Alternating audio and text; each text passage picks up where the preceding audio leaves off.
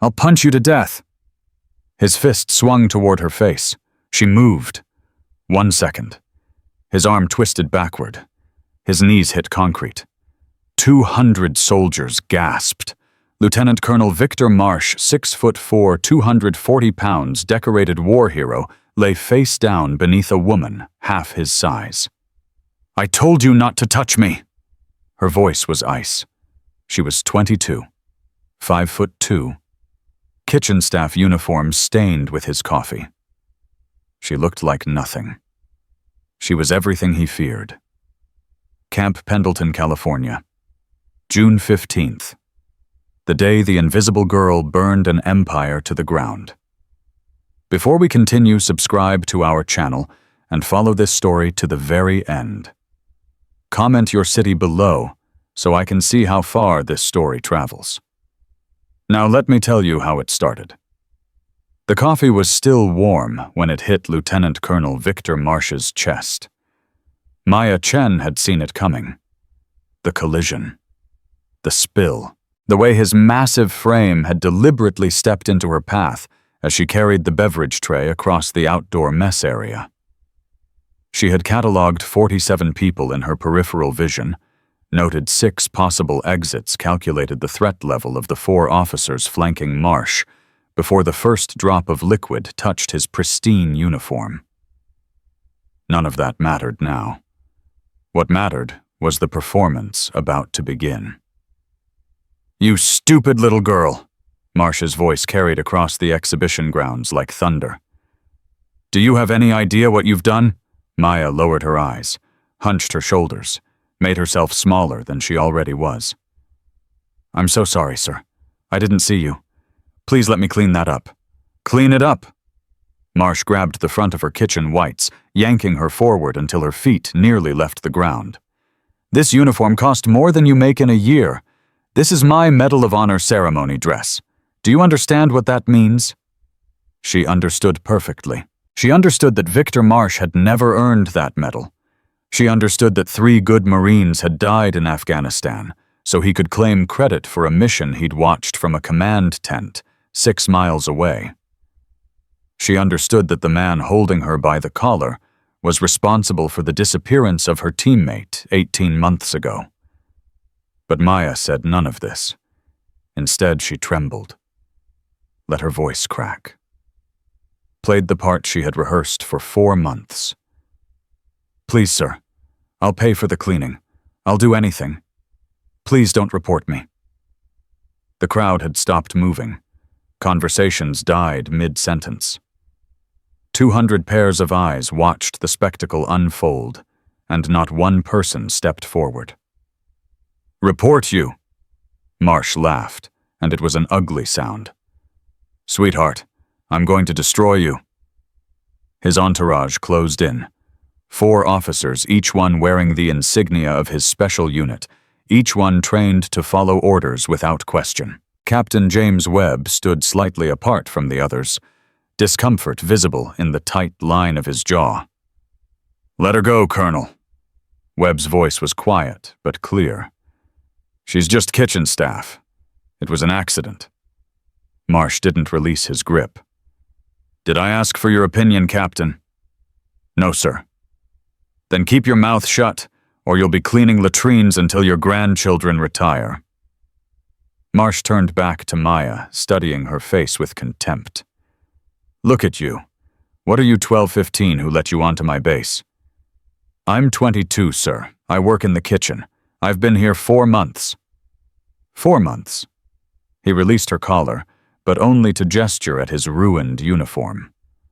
4 months and you still can't walk in a straight line without destroying military property. One of his officers, a thick-necked major named Richardson, stepped closer. "Want me to handle this, sir? I can have her terminated within the hour." Terminated. Marsh smiled, and there was something predatory in it. "That's too easy. I want her to understand what she's done first." He began circling Maya like a shark, scenting blood. She kept her head down, her hands clasped in front of her, every muscle in her body fighting the instinct to strike. 23 months of training at the most classified facility in the United States military. 14 confirmed operations across 3 continents. The youngest woman ever to complete SEAL qualification, a program that officially didn't accept women attached to a unit that officially didn't exist. And here she stood being publicly humiliated by a man who couldn't last 30 seconds against her in a fair fight. "You know what this place is?" Marsh spread his arms wide. "This is Camp Pendleton, home of the 1st Marine Division, the most decorated unit in American military history. Warriors have trained on this ground for 80 years. He stopped directly in front of her. "And you're nothing. You're not even background noise. You're the stain background noise leaves behind. 47 witnesses. 46 doing nothing. But one a woman in her 50s with steel gray hair and the weathered face of someone who had spent decades in service, was watching Maya with unusual intensity. Gunnery Sergeant Patricia Morrison had noticed the kitchen girl months ago, had noticed things that didn't add up. The way she moved through crowds without disturbing the air, the way her eyes swept every room before her feet crossed the threshold, the way she folded napkins into perfect military squares without seeming to realize she was doing it. Small things, insignificant to most. Morrison had survived 28 years in the Marine Corps by paying attention to small things.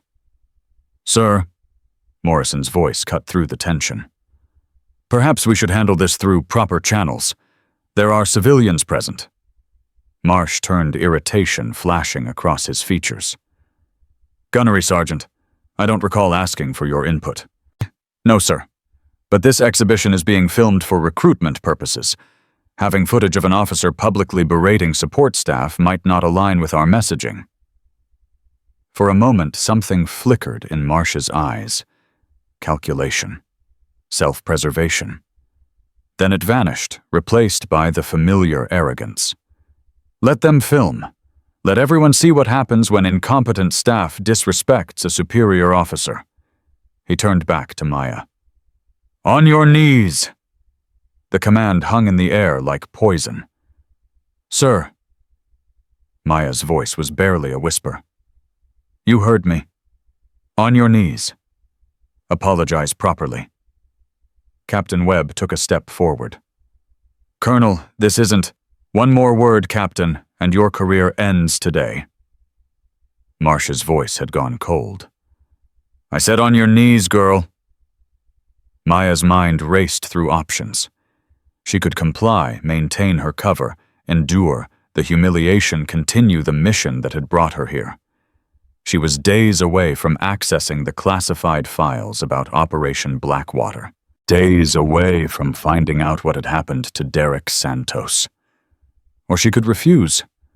Blow 4 months of infiltration. Expose herself.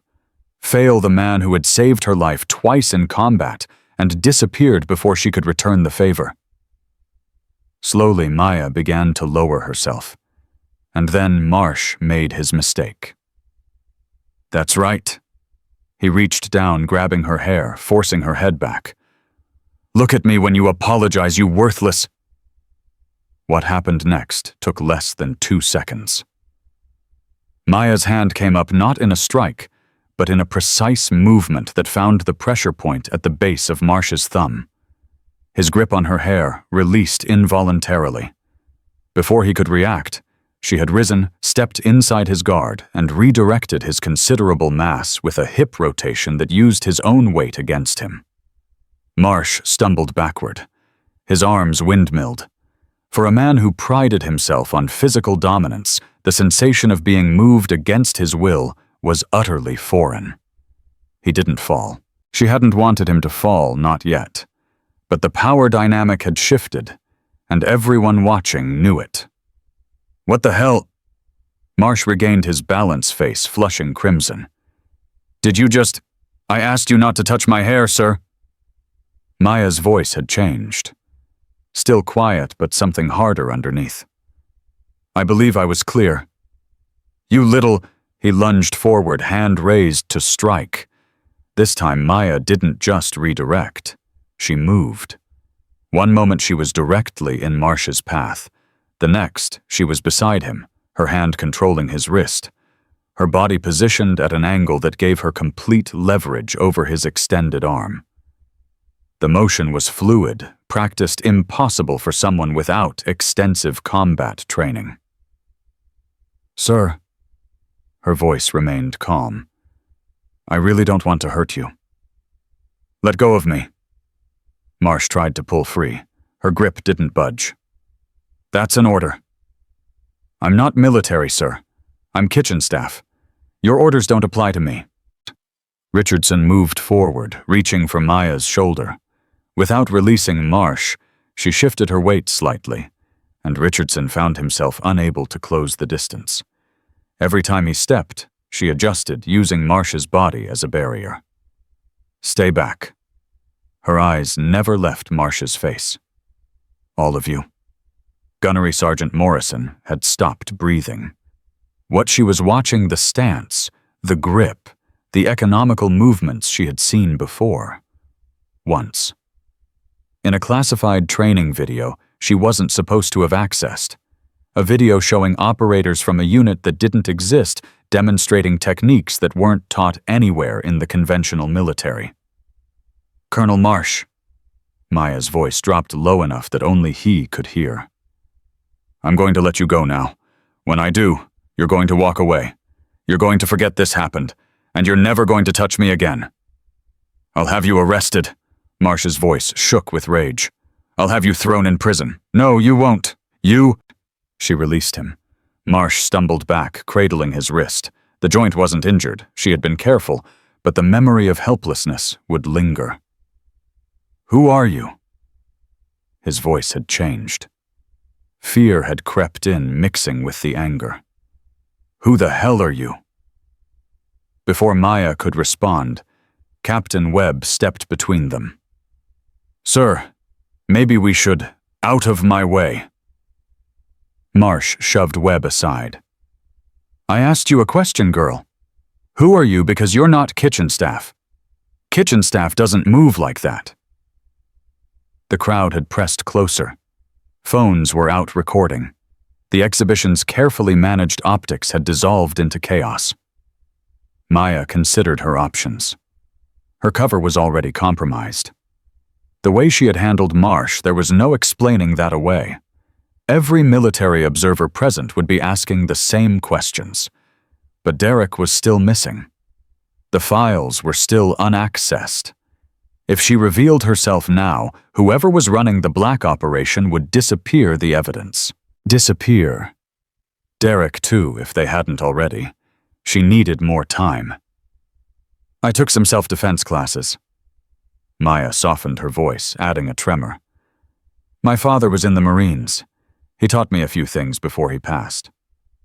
"Bull," Marsh spat the word. "Nobody learns that in self-defense classes. That was combat training. Real combat training." "Sir." Morrison stepped forward, positioning herself between Maya and the contractors. "Perhaps we should continue this conversation somewhere private. There are reporters present." She was offering Maya an escape, a chance to maintain the fiction. But Marsh wasn't interested in de-escalation. "Nobody's going anywhere until I get answers." He pointed at Maya. "Richardson, grab her. We're taking her to security." Richardson hesitated. After what he had just witnessed, putting hands on the kitchen girl seemed like an extremely bad idea. "Sir, maybe we should—" "That was an order, Major." Richardson moved forward. Maya watched him come calculating. He was bigger than her by 100 pounds, trained in Marine close combat, but his stance was wrong weight, too far forward, arms positioned for a grab rather than a strike. 3 steps away. 2. 1. His hand reached for her arm. She redirected it. Rotated. Applied pressure to a joint that wasn't designed to bend that direction. Richardson went down to one knee, gasping. "Please stop touching me." Maya's voice remained eerily calm. I don't want to hurt anyone. But now all 4 of Marsh's officers were moving. Webb held back, but the others formed a semicircle, cutting off her escape routes. That's enough. Marsh had retrieved his composure, or what passed for it. You're under arrest for assaulting a military officer, multiple counts. I haven't assaulted anyone. I've defended myself. There's a difference. Not when I'm done writing the report. He smiled, and it was ugly. Boys, take her down. Use whatever force necessary. The 3 officers advanced. Maya's mind went cold. Quiet. The same stillness that had settled over her in 14 combat operations, in moments where the difference between life and death was measured in milliseconds. She didn't want to reveal herself, didn't want to blow the mission, didn't want Derek's sacrifice to be for nothing. But she also wasn't going to let these men put hands on her. The first officer reached for her a lieutenant, whose name she hadn't bothered to learn. She caught his wrist, rotated, and sent him into the second officer. They collapsed in a tangle of limbs. The third came low, trying for a tackle. Maya sidestepped, applied pressure to the back of his neck, and guided him face first into the ground with just enough force to stun. 3 seconds. 3 officers down. None seriously injured. She straightened, breathing controlled, and faced Marsh. I told you, her voice carried across the silent crowd. I don't want to hurt anyone. Marsh's face had gone pale. The confidence, the arrogance, the certainty that his size and rank made him untouchable, all of it had crumbled. What are you? The question came out as a whisper.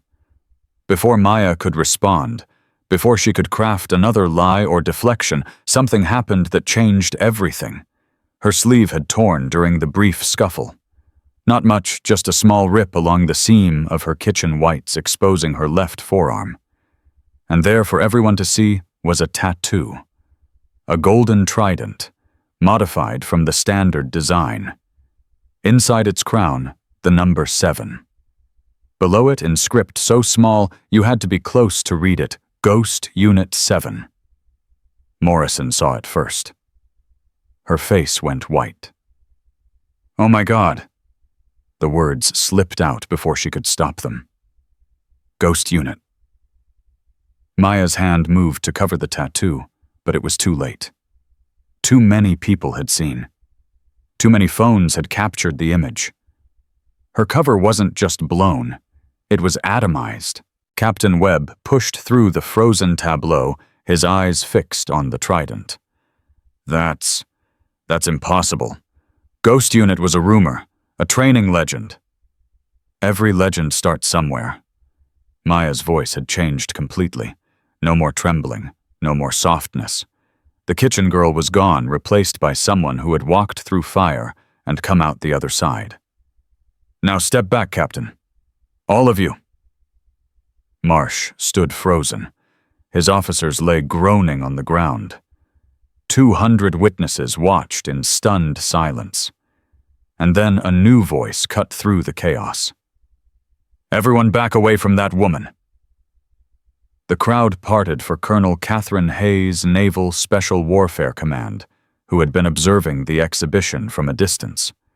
She walked directly to Maya and stopped 2 feet away. Lieutenant Commander Harper. Hayes used Maya's real name for the first time in 4 months. Care to explain why you've just demolished your entire operation? Maya met her commanding officer's eyes. Derek Santos is alive. The evidence is here somewhere on this base, and that man, she pointed at Marsh, knows where. Hayes turned to look at Marsh, and something dangerous passed across her features. Is that so? Marsh had recovered enough to bluster. I don't know what she's talking about. This woman is clearly mentally disturbed. She attacked me and my officers without provocation. Without provocation? Hayes's voice could have frozen the California sun. I watched the entire confrontation, Colonel. I saw you grab her. I saw you order her to her knees.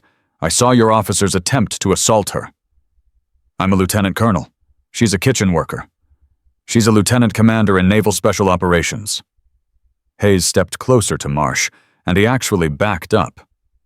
She's completed 14 classified operations. She's received 2 silver stars and a Purple Heart with clusters, and she is absolutely not a kitchen worker. The color drained from Marsh's face. There's no way. The question now, Colonel, is what you know about Operation Blackwater and the disappearance of Sergeant First Class Derek Santos. Hayes's voice dropped. And you will answer that question, either here or in an interrogation room. Your choice. Marsh's eyes darted around, looking for support, finding none. Even his officers had moved away, wanting no part of whatever was unfolding. I don't know anything about any Operation Blackwater. Interesting. Hayes pulled out her phone. Because I have communications records showing encrypted messages between your personal device and a facility in Mexico. Messages discussing asset containment. Messages referencing someone called Anchor. Anchor. Derek's call sign. Maya felt her heart rate spike. You knew. You knew this whole time. I suspected. Hayes didn't look away from Marsh. I didn't have proof until today, but I was watching, waiting for the colonel here to make a mistake. She stepped back. Gunnery Sergeant Morrison, please place Colonel Marsh under arrest. Morrison moved forward, her face a mask of barely contained fury. She had served 30 years, believed in the Corps, believed in the men and women who wore the uniform. To discover that corruption had rotted through to men like Marsh, it was a betrayal of everything she held sacred. Colonel Victor Marsh. Her voice was steady, despite the anger burning behind her eyes. You are under arrest on suspicion of treason, conspiracy, and murder. Murder. Marsh's voice cracked. I haven't killed anyone. Derek Santos. Maya stepped forward. 18 months ago. Operation Blackwater. You provided intelligence that led his team into an ambush. Then you faked his death and had him transported to a black site. That's insane. He's dead. The entire team was killed. The entire team was listed as killed. Maya's eyes never wavered. There's a difference. The same difference between kitchen staff and naval special operations.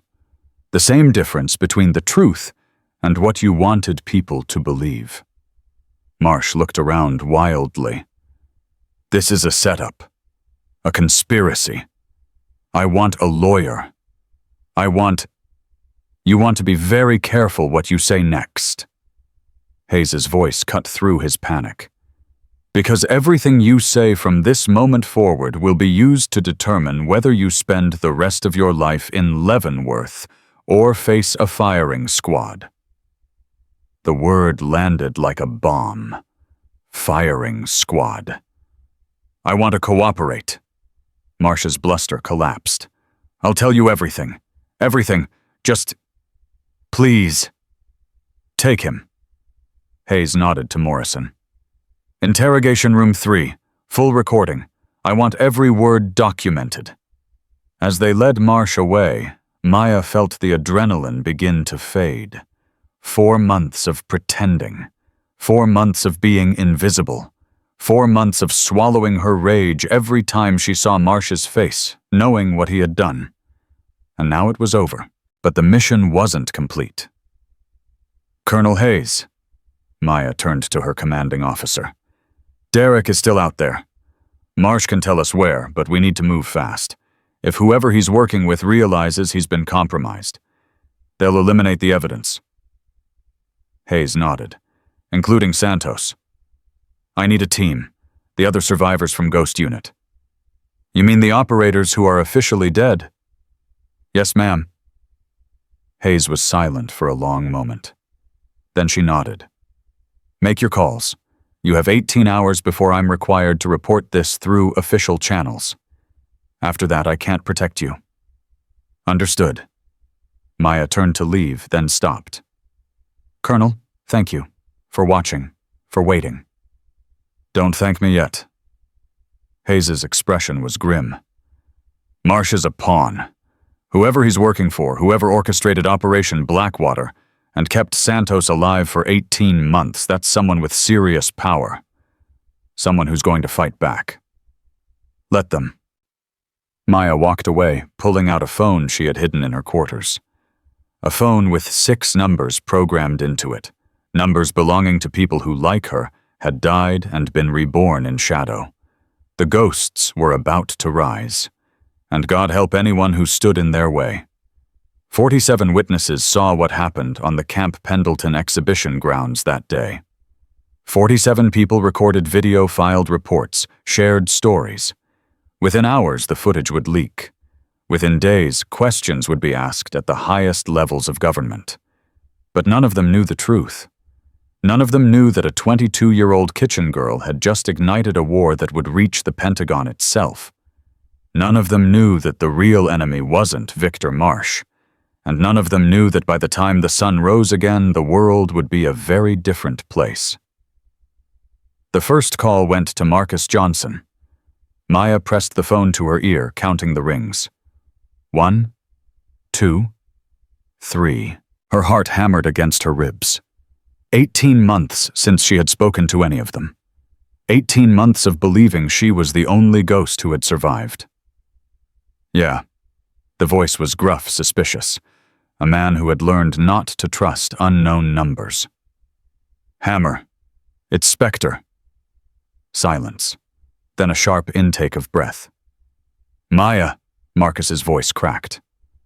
Maya, is that really you? We thought. They told us you were dead. The whole unit. Gone. I know what they told you. They lied. She kept her voice steady despite the emotion threatening to break through. They lied about all of us. And they lied about Derek. Derek. More silence. What are you talking about? Anchor died in the Philippines. I was at his memorial. I watched them fold the flag and hand it to his mother. He's alive, Marcus. He's been alive this whole time. Held in a black site. Tortured for information. That's impossible. I talked to him 3 hours ago. He's in Mexico, 40 miles south of the border, and we have less than 18 hours to get him out before they kill him for real.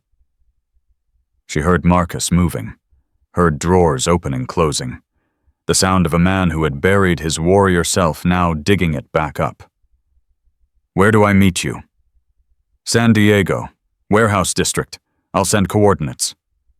I'll be there in 6 hours. A pause. Maya? Who else knows? You're the first call. I'm reaching out to everyone. Whisper, Shadow, Doc, Widow. The whole unit. What's left of us? Marcus made a sound that might have been a laugh or a sob. 18 months. 18 months I've been cutting wood and guiding hunters through Montana wilderness trying to forget everything we did. Everything we lost. And now you're telling me it was all a lie. Not all of it. Maya closed her eyes. The missions were real. The sacrifice was real. But the people who sent us, they were never who we thought they were. I'll be there. His voice had hardened into something she recognized. The demolitions expert. The man who could bring down a building with 3 charges or a government with the right information.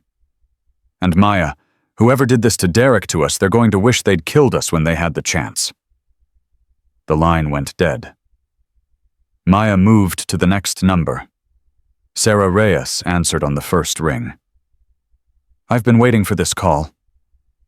Sarah's voice was calm, measured. The sniper's patience that had made her legendary. I saw the footage from Camp Pendleton. It's all over the military networks. Then you know my cover is blown. I know you took down 4 officers in 3 seconds without breaking a sweat. I know you exposed a trident tattoo that's not supposed to exist. And I know that whatever made you burn a 4-month operation must be worth it. Sarah paused. What do you need? Derek is alive. The pause stretched longer this time. Say that again. Anchor is alive. He's been held prisoner for 18 months. I have a location. I have a window. What I don't have is a team. You have a team. Sarah's voice carried steel. You always had a team. We just didn't know we were still supposed to be one. Where and when? Maya gave her the coordinates. I'll bring my kit. Sarah's tone left no room for interpretation about what kit meant. And Maya, it's good to hear your voice. I thought I was the only one left. We all thought that. That was the point. The third call was harder. Tommy Nakamura had been Derek's best friend since Bud's training. They had survived Hell Week together, qualified together, deployed together. When Derek died, Tommy had delivered the eulogy at his memorial, had stood at the graveside and promised to look after Derek's family. The phone rang 5 times before he answered. Hello. Tommy's voice was thick with sleep. Different time zone. She had forgotten. Doc, it's Spectre. Maya. She heard him sitting up, heard the confusion and hope and fear all tangled together. Maya, how they said? I know. Listen to me carefully. I don't have time to explain everything. Derek is alive. What? Derek, Anchor. He's alive. He's been held prisoner. I'm putting together an extraction team. I need you. Derek is... Tommy's voice broke. Maya, I spoke at his funeral. I told his mother he died a hero. I've been visiting his grave every month for 18 months. Are you telling me? I'm telling you he's alive, and if we don't move in the next 18 hours, he won't be anymore. She heard Tommy crying. Heard him trying to muffle it, failing. The medic who had held dying teammates in his arms, who had performed surgery under fire, who had never flinched, crying like a child. I'll be there. His voice was raw but determined. Just tell me where. San Diego. I'm sending coordinates now. Maya, he paused. If this is real, if Derek's really alive, I'm never forgiving myself for giving up on him. You didn't give up. You believed what they told you. We all did. That doesn't make it okay. No, it doesn't. But we can make it right. Tonight. She ended the call and dialed the 4th number. Elena Volkov answered in Spanish, then switched to English when she recognized the code phrase Maya used. Shadow had always been the most paranoid of them, and rightfully so. Her specialty was infiltration, becoming someone else so completely that even her own team sometimes didn't recognize her. I wondered when you'd surface. Elena's accent was subtle, the product of a childhood split between Moscow and Miami. The Camp Pendleton video made me think perhaps I wasn't the only survivor after all. You saw it. I see everything. It's what I do. A pause. You moved well. A little rusty, maybe. 4 months pretending to be a kitchen girl will do that. I wasn't pretending to be rusty. I was trying not to kill him. That's what concerns me. The Maya Chen I knew wouldn't have hesitated. The Maya Chen you knew thought her entire team was dead. Maya let the weight of that settle. I'm not the same person I was 18 months ago. None of us are. But I'm asking you to become who we used to be, one more time. For what? Derek. The silence was different this time. Elena and Derek had been closer than most people knew. When his death was announced, she had disappeared for 3 weeks. Nobody knew where she went or what she did, but when she came back, something in her eyes had died. Derek is gone. Her voice was flat. I accepted that. I moved on. He's not gone. He's alive, being held in a black site in Mexico, and we're going to get him out. You're lying.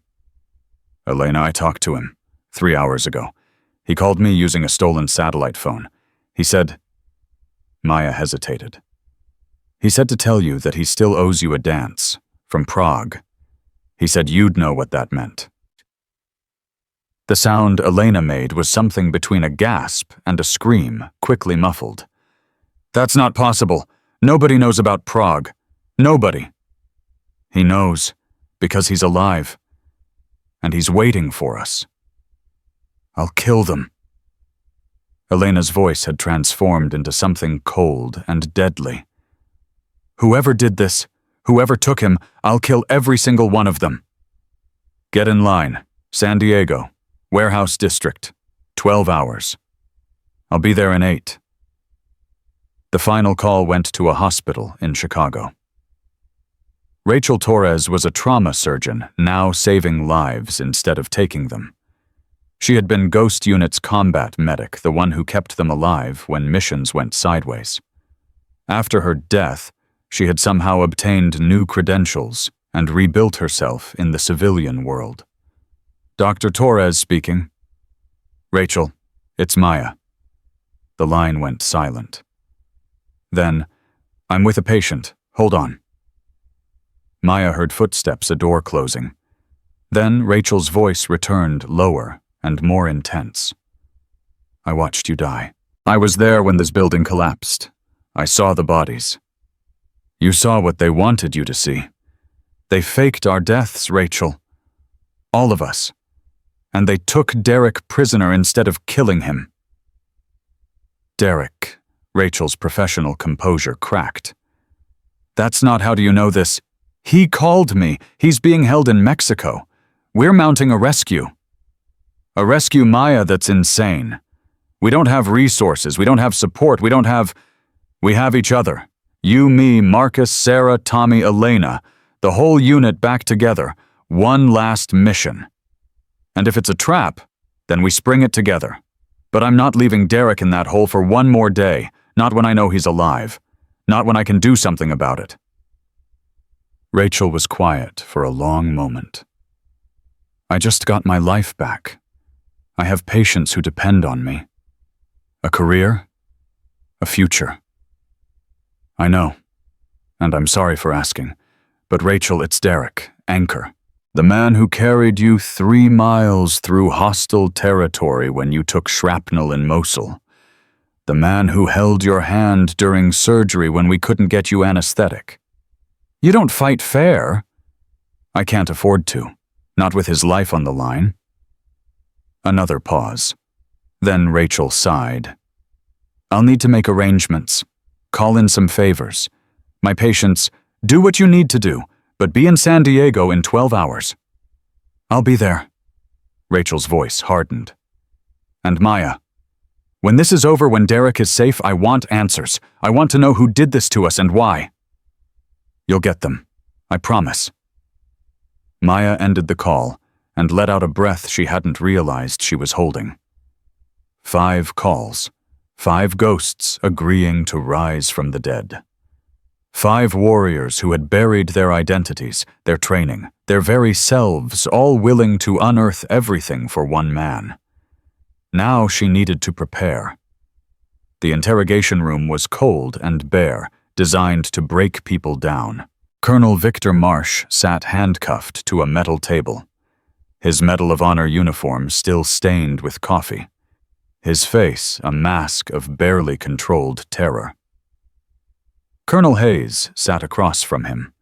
Maya stood behind her, arms crossed, watching. Let's try this again. Hayes's voice was patient, in a way that was somehow more threatening than anger. Operation Blackwater. What do you know? I already told you I don't know anything about. You're lying. Maya stepped forward. I've seen the communications. Encrypted messages between your personal device and a facility in Mexico. Messages discussing asset containment and intelligence extraction protocols. Marsh's face went pale. Those were deleted. There's no way you could have. You'd be surprised what I can access. Maya leaned closer. The question isn't whether you're guilty, Colonel. The question is whether you want to cooperate or whether you want us to find out everything the hard way. The hard way, Marsh tried to laugh, but it came out strangled. What are you going to do, torture me? This is America. We don't... I've spent the last 18 months believing my team was dead. Maya's voice dropped to something barely above a whisper. believing that the man I owed my life to was rotting in a grave somewhere. I've had 18 months to think about what I would do to the people responsible. She straightened. So yes, Colonel. The hard way. Would you like a preview? Hayes held up a hand. That won't be necessary. Will it, Colonel? Marsh looked between them, calculating his options, finding none. I want immunity. You want immunity? Hayes laughed. You're looking at treason charges, Colonel. Possibly war crimes. The best deal you're going to get is avoiding the death penalty. Then I want that in writing. Tell us what you know first. Then we'll discuss terms. Marsh swallowed hard. His Adam's apple bobbed. Sweat beaded on his forehead despite the room's chill. It wasn't my operation. The words came out in a rush. I was just the money man, laundering funds through my foundation. I didn't know what they were doing with the assets. Who's they? Marsh hesitated. Fear flickered in his eyes, not of Maya, not of Hayes, but of something else. Someone else. General Theodore Pike. The name landed like a bomb. Maya's blood ran cold. General Pike. Hayes's composure cracked for the first time. 3-star Theodore Pike, chairman of, yes. Marsh nodded frantically. He runs everything. The black sites, the intelligence operations, the whole network. I'm nobody. I'm just a cog in his machine. You're telling me a 3-star general is running illegal black sites and holding American soldiers prisoner? Not just soldiers. Marsh's voice dropped. Anyone who becomes inconvenient. Anyone who knows too much. Anyone who threatens the operation.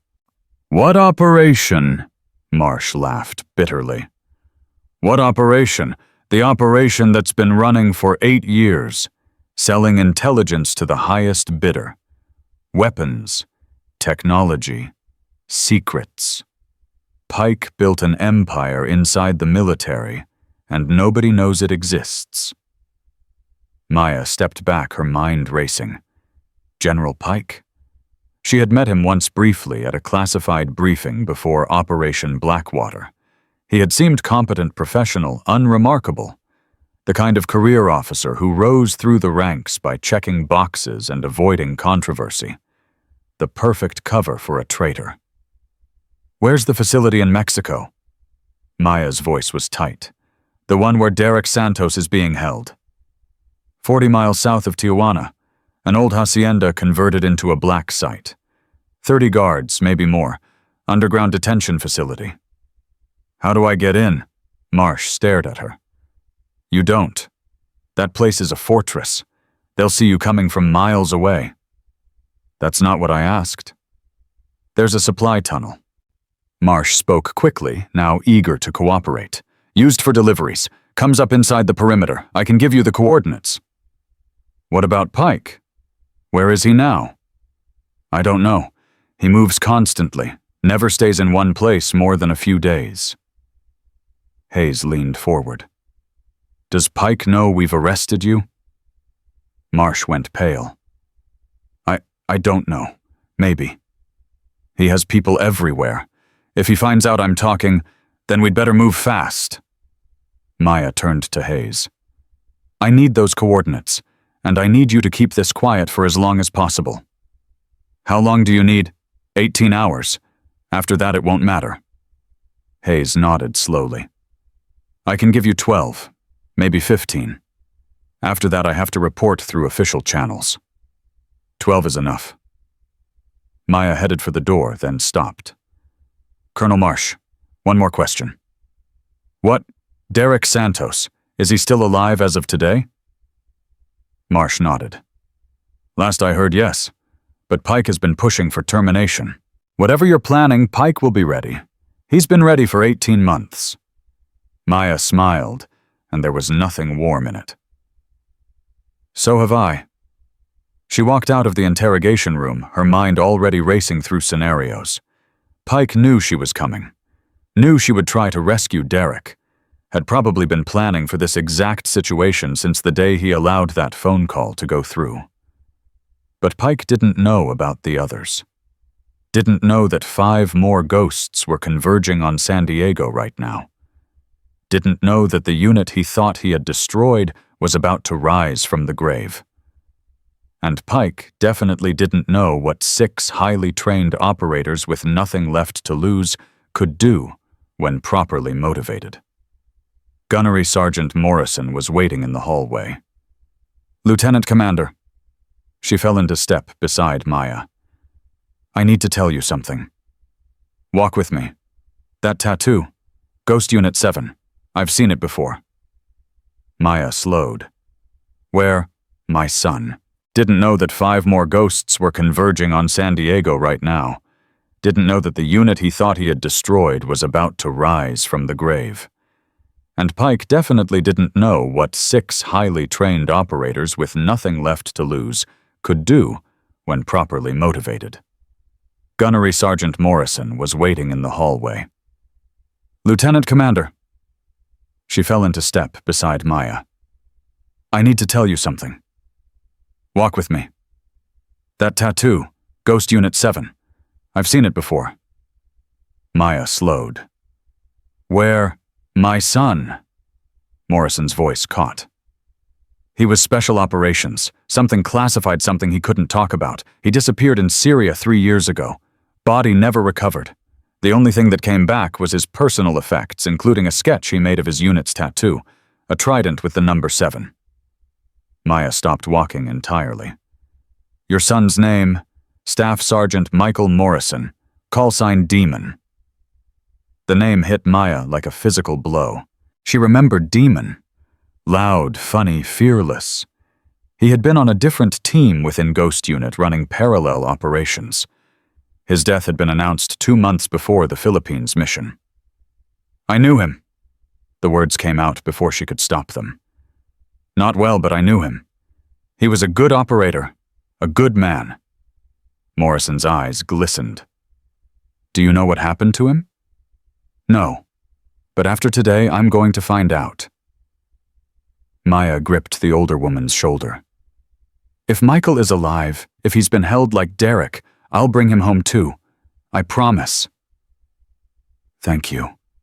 Morrison's voice was barely a whisper. "Whatever you need, whatever support I can provide, just ask." "There is something." Maya hesitated. "The next 12 hours are going to be chaos. Files will be accessed. Equipment will disappear. If anyone asks questions, I didn't see anything." Morrison straightened. "I was processing paperwork all night. Very boring, very routine." Maya nodded and continued walking. The warehouse was waiting. Her team was converging. And somewhere in Mexico, Derek Santos was counting the hours until rescue or death. 18 months ago, Maya Chen had watched her world collapse. Had believed everyone she loved was dead. Had buried her identity, her purpose, her very self beneath the uniform of a kitchen worker. Tonight she was going to burn that uniform. Tonight she was going to become Spectre again. And God help anyone who stood in her way. The warehouse smelled like rust and forgotten dreams. Maya arrived first, sweeping the space for surveillance devices, checking sight lines, establishing escape routes. Old habits, the kind that kept operators alive when everything else failed. Marcus Johnson walked through the door at 2300 hours. He looked different, broader, rougher, with a beard that hadn't been there 18 months ago. But his eyes were the same, sharp, assessing. The eyes of a man who had turned buildings into rubble and enemies into memories, who, Spectre. He stopped 3 feet away, studying her face. "You look like hell. You look like a lumberjack. Montana does that." He closed the distance and pulled her into a crushing hug. "God, Maya, I thought I'd never see you again." "I know." She returned the embrace, feeling something crack inside her chest. "I know." Sarah Reyes arrived next. slipping through a side entrance so quietly that Maya didn't notice until she spoke. "Still hugging? We don't have time for reunions." Maya turned. Sarah looked exactly the same, lean, watchful, with the preternatural stillness of someone who had spent years looking through rifle scopes at targets who never saw death coming. "Whisper." Maya nodded. "Good to see you. Save it for after." Sarah dropped a long case onto a nearby table. "I brought what you asked for, plus a few extras." Tommy Nakamura burst through the main entrance at a run, chest heaving. "I drove straight through, 18 hours, didn't stop." He saw Maya and froze. "It's really you. It's really Doc." Maya gripped his shoulders. "Breathe. I need you functional." "Derek's alive." Tommy's eyes were red-rimmed, wild. "He's alive, and I've been mourning him for 18 months. I spoke at his funeral. I promised his mother, you can apologize to his mother after we bring him home." Elena Volkov emerged from shadows Maya hadn't even realized contained shadows. The infiltration specialist moved like smoke, like a thought, like something that existed between moments rather than within them. Shadow. Maya felt her heart rate spike. Elena's appearance always did that you never knew she was there until she wanted you to know. "Prague." Elena's voice was flat. "He really said Prague." "He did." Elena's composure cracked. Just for a second, a tremor in her jaw, a flash of moisture in her eyes, but Maya saw it. "Then let's go get him." Rachel Torres was last arriving in surgical scrubs she hadn't taken time to change. "I left in the middle of a shift. Told them it was a family emergency." She looked around at the assembled faces. "I suppose it is." 6 ghosts, 1 warehouse, 12 hours to plan the impossible. "All right." Maya moved to the center of the group. "Here's what we know. Derek is being held in a facility 40 miles south of Tijuana. 30 guards, underground detention area, heavy surveillance. The man running the operation is General Theodore Pike." "Pike." Marcus's face darkened.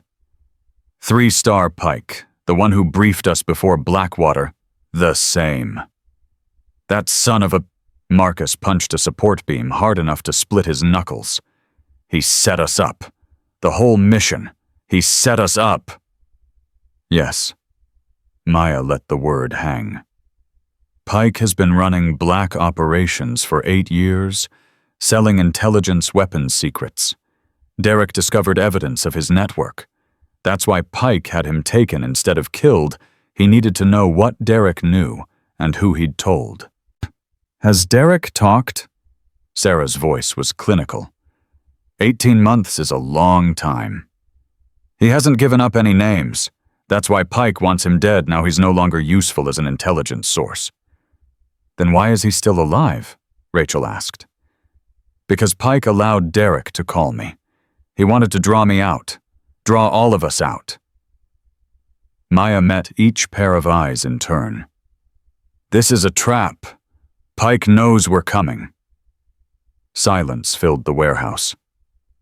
"So, we're walking into an ambush." Tommy's voice was quiet. "Knowingly." "Yes." "And we're doing it anyway." "Yes." Tommy nodded slowly. "Okay. Just wanted to make sure I understood the parameters." Elena stepped forward. "Pike knows you're coming, Maya. Does he know about the rest of us?" "I don't think so. As far as official records show, you're all still dead." "Then we use that." Elena's mind was already working. Maya could see it. "Pike is expecting 1 operator, maybe 2. He's not expecting 6. He's also not expecting us to know it's a trap." Sarah moved to examine the rough map Maya had sketched on a table. "Standard ambush protocol assumes the target walks in blind. If we go in knowing the ambush is there, we can turn it against them." "How?" Marcus asked. "We spring the trap early, on our terms. Make Pike think his plan is working, then hit him from angles he's not covering. Maya studied the map. The facility's layout was basic main building underground detention hangar on the east side. The supply tunnel Marsh had mentioned ran from the perimeter to a storage area inside the compound. The tunnel is the obvious entry point. Pike will have it covered. So we don't use it. Elena traced a finger along the northern boundary. What's the terrain like here? Rocky, sparse vegetation, poor sightlines for snipers. Perfect for infiltration. Elena smiled coldly. I can get inside the perimeter without using any established routes. Once I'm in, I can create diversions, draw security away from the detention area. And the rest of us? Tommy asked. We go through the front door. Maya tapped the main entrance. Loud, obvious. Pike wants an ambush. We give him targets to ambush. While he's focused on us, Elena extracts Derek. That's suicide. Rachel's voice was sharp. You're talking about walking into a kill box. I'm talking about controlling the engagement. Pike thinks he's the hunter. We make him the prey. Marcus cracked his damaged knuckles. I can bring the main building down. 3 charges placed right and the whole structure becomes useless. That'll pull their attention. Collateral damage. Minimal if I place them correctly. The detention area is underground, should be protected. Should be, Marcus shrugged. War isn't exact science. Sarah had been silent, studying the map. Now she spoke. The hangar. What's in it? Transport aircraft. Pike's emergency extraction. Then, I'll be on overwatch there. When things go loud, Pike will run for those aircraft. I'll be waiting. You're planning to shoot a 3-star general? Tommy's voice cracked. I'm planning to prevent the escape of a traitor. Sarah's tone left no room for argument. Whatever rank he wears. Maya looked at Rachel. Doc, you'll be with Elena. Once she has Derek, you assess his condition and get him mobile. And if he can't be moved, then we carry him. Rachel nodded, her jaw tight. I'll need supplies. Medical kit, IV fluids, possibly blood. Make a list. We'll get what you need. Tommy raised his hand like a school kid.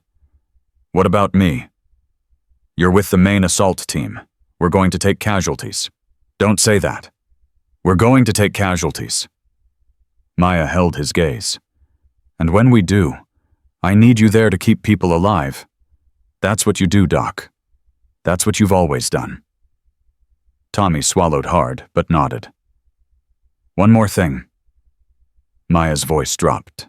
Pike has allies inside the military, inside intelligence agencies. Even if we succeed tonight, this doesn't end with Derek's rescue. What are you saying? Marcus asked. I'm saying Pike is a symptom, not the disease. He's been operating for 8 years with protection from above. Someone, maybe multiple someones, has been covering for him. So we get Derek out, then we come back and burn down the whole network. Elena's voice was ice. One piece at a time. That's exactly what I'm saying. The plan came together over the next 3 hours. Insertion routes, communication protocols, contingencies for every scenario Maya could imagine, and several she hoped would never occur. At 0200, they loaded into 2 vehicles, a van for the assault team, and a pickup for Elena and Rachel. The Mexican border was 90 minutes away. The facility another 40 minutes beyond that. Maya rode in silence, watching the darkness roll past. 18 months of grief, of guilt, of rage, compressed into this single moment. Derek was alive. Her team was alive. And in a few hours, either they would all be free, or none of them would. Her phone buzzed. An encrypted message from Colonel Hayes. Pike knows Marsh talked. He's mobilizing a kill team. ETA to facility 4 hours. You're running out of time. Maya typed back. Understood. Radio silence from here. She showed the message to Marcus. His face hardened. 4 hours. That's tight. Then we don't waste any. The border crossing was handled through channels Maya didn't want to think too hard about. Hayes had provided documentation credentials, the kind of paperwork that made difficult things possible. They passed into Mexico at 03:30 and headed south. 45 minutes later, they stopped 2 miles from the facility. Final check. Maya looked at her team, her family, really. The people she had trained with bled with believed dead for 18 months. Comms, online, Marcus confirmed. Weapons, hot, Sarah said. Medical, Rachel patted her kit. Ready for anything. Infiltration. Elena was already fading into the darkness. I'll be inside in 20 minutes. Wait for my signal. Maya grabbed her arm. Elena, bring him home. I'll bring him home or die trying. Elena's eyes held something fierce and wounded. Prague, Maya. He promised me a dance in Prague. I'm collecting. She disappeared. Maya turned to the others. 20 minutes, then we go loud. The waiting was the hardest part. It always had been. The moments before contact, when imagination painted every possible disaster, when fear tried to convince you that nothing was worth this risk. Maya pushed it all down, focused on breathing, on the weight of the weapon in her hands, on the faces of the people beside her. 15 minutes. Her earpiece crackled. Elena's voice barely a whisper. I'm at the perimeter. Security is heavy. They're definitely expecting company. Can you get through? Already through. Moving toward the detention area now. 10 minutes. Contact. Elena's voice tightened. 2 guards. Neutralizing. Silence. Maya counted heartbeats. 1, 2, 3. Clear. Continuing. 5 minutes. I can see the detention entrance. 4 guards. Heavy door. This is going to be close. Wait for the diversion. Understood. Maya turned to her team. Positions. They moved through the darkness, spreading out, approaching the facility from 3 different angles. Marcus headed for the main building with his charges. Sarah climbed toward her overwatch position. Tommy stayed close to Maya, medical kit ready. The facility loomed ahead. Floodlights. Razor wire. Armed guards patrolling the perimeter. Maya's finger found her radio. Elena, are you ready? In position. Sarah, ready. Marcus. Charges set. Just say the word. Maya drew a breath. Released it slowly. 18 months of searching. 18 months of grief. It all came down to this. Execute. The world exploded into chaos. Marcus's charges detonated with a roar that shook the earth. The main building's north wall collapsed inward, sending debris flying. Alarms screamed. Floodlights swung wildly as guards scrambled to respond. Maya moved. Tommy followed. They hit the eastern fence hard, cutting through while every eye was on the burning building. Guards ran past without seeing them, focused on the larger threat. Elena, go! Moving!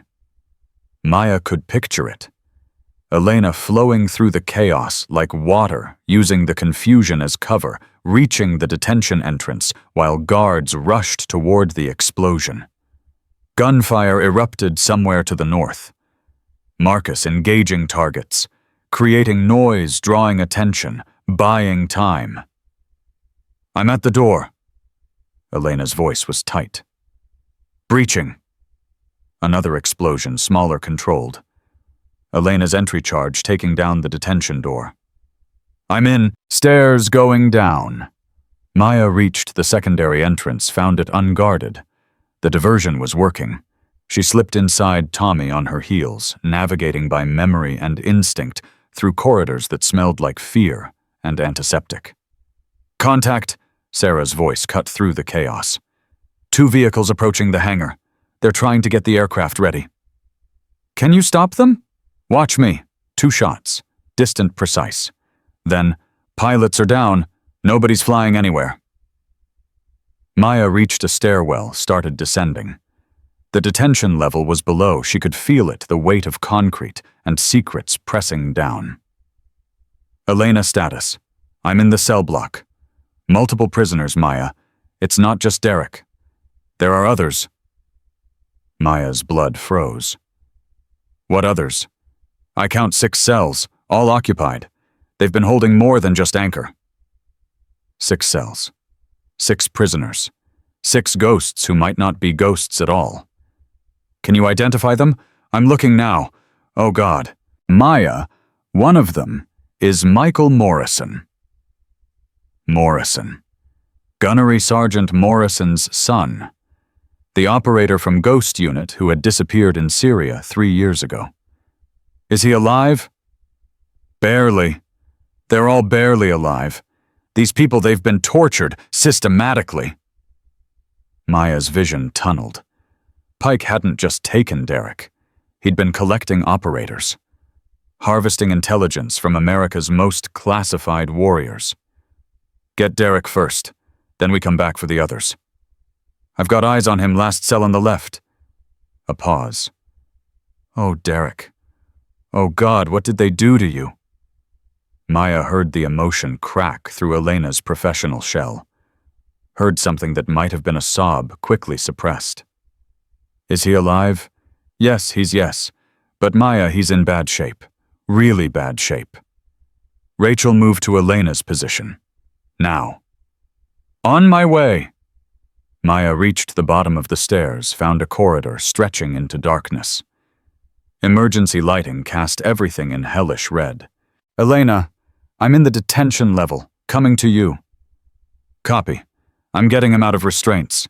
He's trying to talk, but—" Elena's voice caught. "He recognized me. He said my name."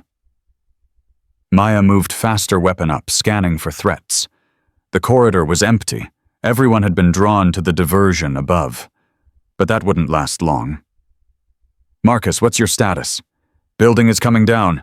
I've got maybe a dozen guards pinned in the debris, but I'm seeing movement from the south reinforcements incoming." "How many?" "Too many. Whatever window we have is closing fast." Maya found the cell block. Found Elena cradling Derek's emaciated frame, trying to help him stand. Found Rachel already working IV line going in fluids beginning to flow. And found Derek's eyes, haunted hollow, but undeniably alive, finding hers. "Spectre." His voice was a rusted hinge. "Took you long enough." "Had to finish my shift in the kitchen first." The joke came automatically, but her throat closed around the words. "We need to move." Rachel's voice was clipped. "He can walk with support, but not fast. And he's been drugged, they've been keeping him sedated. It'll take time for his system to clear." "We don't have time." Maya looked at the other cells. 5 more prisoners, all in varying states of damage. All watching her with desperate, hopeful eyes. "We can't leave them." Elena voiced what Maya was already thinking. "I know." Maya keyed her radio. "Tommy, I need you in the detention block. Now. We have 6 prisoners, all in critical condition." "On my way." "Marcus, what's that reinforcement situation?" "Getting worse. I count 2 vehicles, maybe 15 hostiles. They're organizing." 15. Plus whatever guards remained from the original 30. Against 6 operators, one of whom was a surgeon, and another who could barely stand. "Sarah, can you slow them down?" "I can try. But Maya, I'm seeing something else. A helicopter just landed on the south pad. Single passenger exiting." "Can you identify?" A pause. Then Sarah's voice went cold. 3 stars on the uniform. It's Pike. He's here." General Theodore Pike had come to personally oversee his trap. "Sarah, do you have a shot?" "Not clean. He's got security forming a perimeter. At least 8 men. Maya made a decision. Forget Pike for now. Focus on the reinforcements. Buy us time to get these prisoners out. Copy. Tommy arrived already pulling supplies from his kit. His face went white when he saw the condition of the prisoners. Jesus, what did they do to these people? What they'll do to us if we don't move? Maya grabbed Derek's other arm, helping Elena support his weight. Doc, pick the 2 who can walk. Leave the others. No. Derek's voice was stronger than expected. No one gets left behind. That's what they want. To make us choose. To make us... He coughed, blood flecking his lips. No one left behind. Derek, I mean it, Maya. His eyes found hers, and despite everything, despite 18 months of torture, despite the drugs, despite the damage, Derek Santos was still in there, still fighting. These people survived because they believed someone would come. We are not proving them wrong. Maya looked at Tommy, at Elena, at Rachel. All of them understood what Derek was asking. All of them knew it might get them killed. All of them nodded. Okay. Maya's voice steadied. No one left behind. Tommy, Rachel, get the prisoners mobile, whatever it takes. Elena, you're on point. I'll cover our 6. What about Pike? Elena asked. Pike can wait. Right now we focus on extraction. Maya keyed her radio. Marcus, we're coming out with 7 packages. I need a path. I can give you one, but it's going to be messy. I don't care about messy. I care about out. Understood. Moving to create exit corridor now. Another explosion rocked the facility. Marcus doing what Marcus did best, turning chaos into opportunity. Maya took one last look at Derek. At the man she had mourned for 18 months. At the brother who had pushed her toward life while he fell into darkness. Let's go home. They moved. 7 prisoners, 6 operators, 1 impossible path to freedom. Behind them, guards were organizing. Ahead of them, Pike was waiting. But Maya Chen had stopped being afraid of impossible odds a long time ago. Tonight the ghosts would rise, and heaven help anyone who tried to put them back in the ground. The corridor erupted in gunfire the moment they reached the stairs. Maya shoved Derek behind cover, returning fire in controlled bursts. 2 guards dropped, a 3rd scrambled back, screaming into a radio. They know we're in the detention level, Maya shouted. Elena, get the prisoners moving! Moving! Elena half-carried, half-dragged a woman whose legs wouldn't support her weight.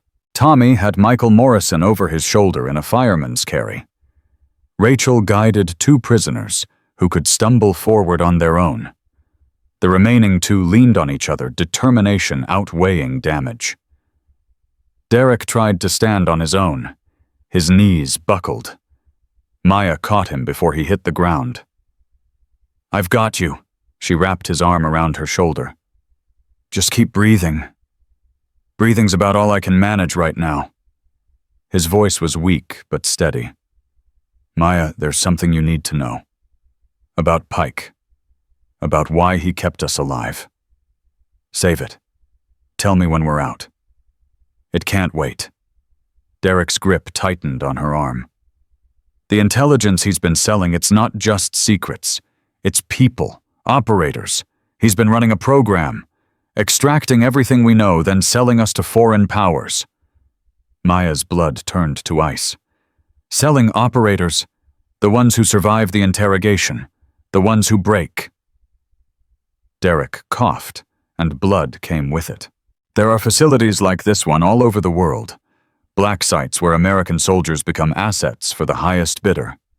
How many? I don't know, dozens, maybe more. Gunfire intensified above them. Marcus's voice crackled through the radio.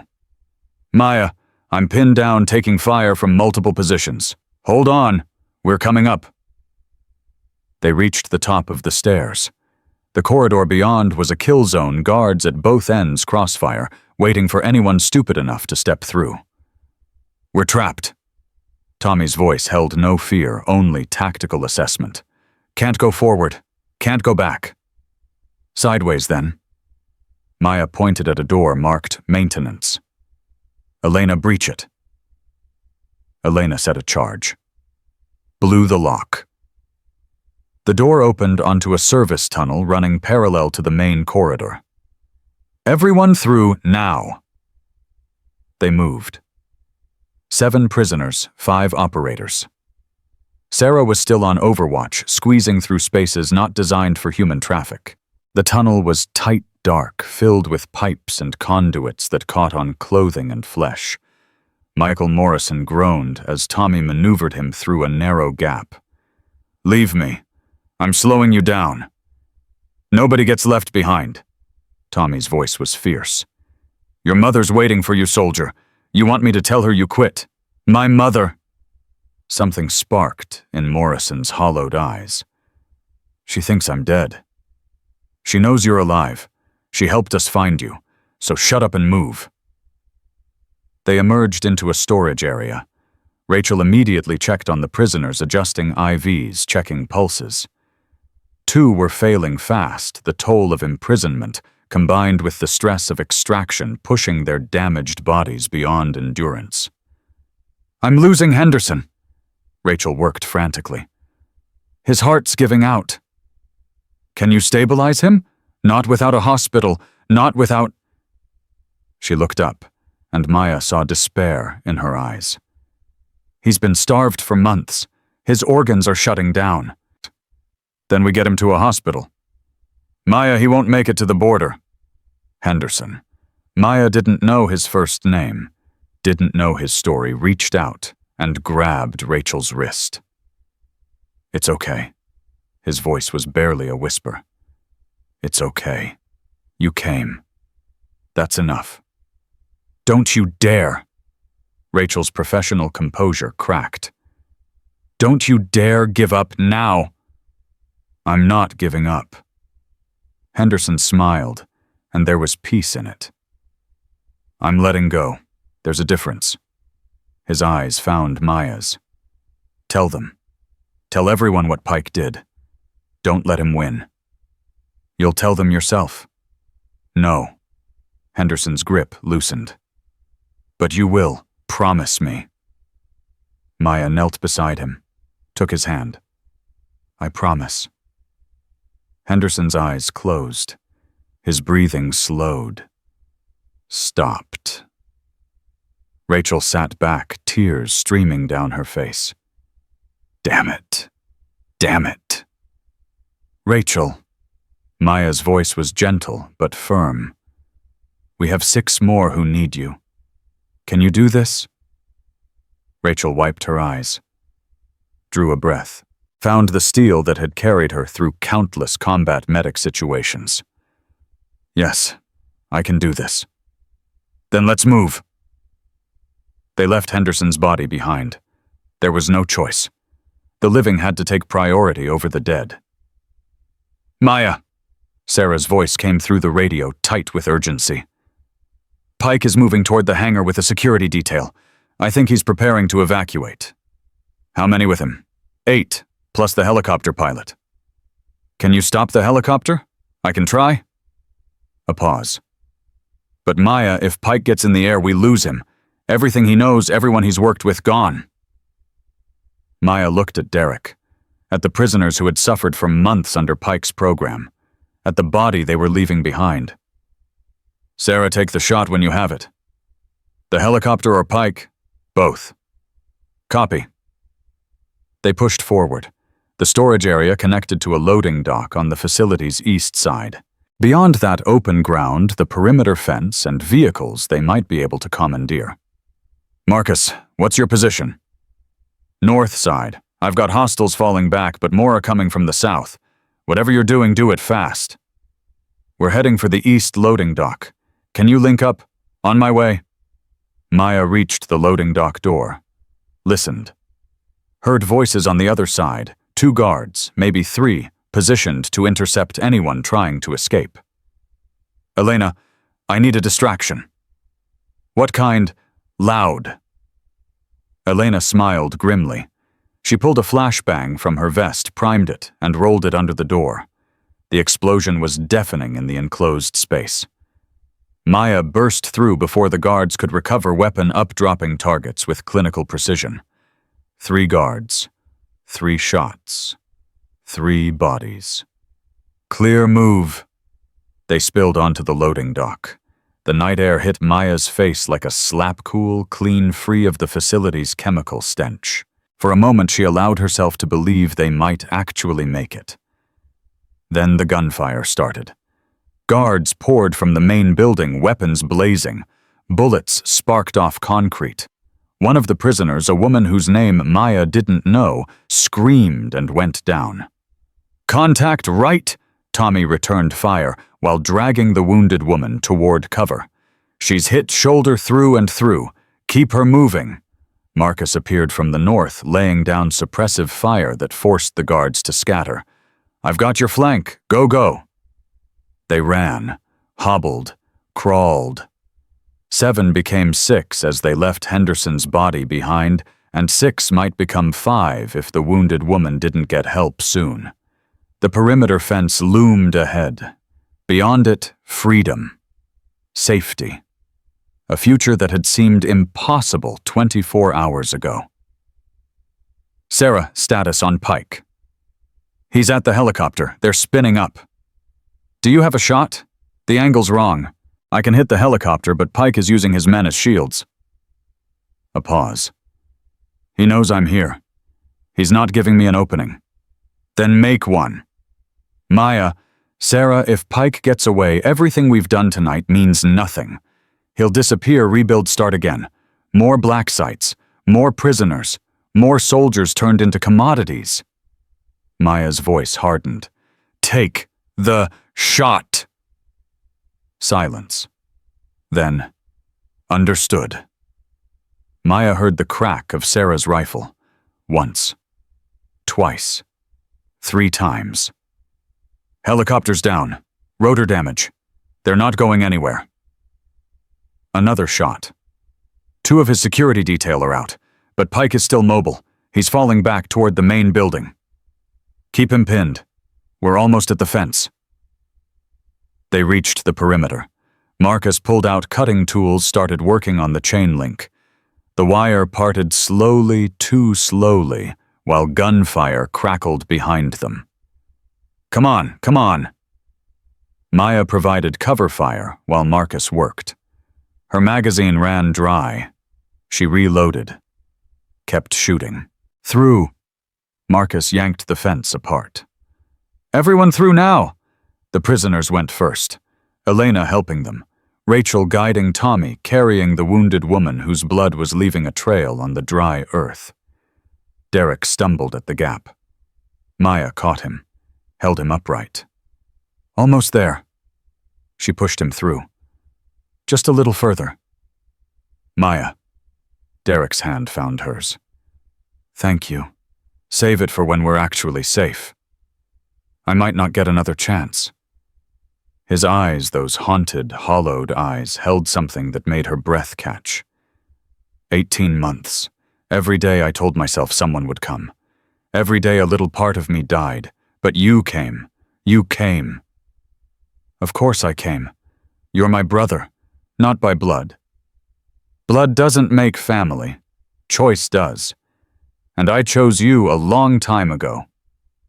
A bullet whined past her ear. Maya shoved Derek through the fence, followed, and kept running. Their vehicles were where they'd left them 200 meters east, hidden behind a rocky outcropping. The distance felt like miles. Every step was agony. Every second brought more gunfire. Marcus took a round in the vest, staggered, kept moving. One of the prisoners collapsed.